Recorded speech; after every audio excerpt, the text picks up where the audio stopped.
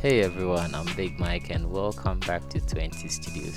In today's tutorial, I'm going to show you how to easily preview PSD files on Windows without even opening them. If you've ever been frustrated with that old boring blue PSD icon, you're going to love this. Let's jump right in. First, let's take a look at what the PSD files look like right now. As you can see, they are just that plain blue icon. But after we install our new software, you see how much polished and detailed they actually look. Alright, let's get started with the installation process.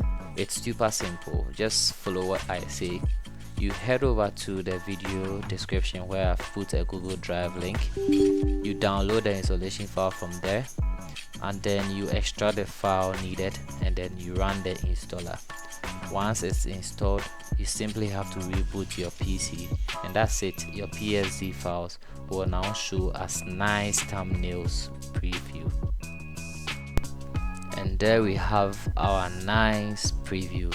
Now when you look at your PSD files, they have a clean and informative preview. You can see your image that you are working on, and then the problem of guessing your PSD files and all that is solved. So I hope you found this video helpful. If you did, please give it a thumbs up and don't forget to subscribe for more tips. Thanks for watching, and I'll see you in the next one.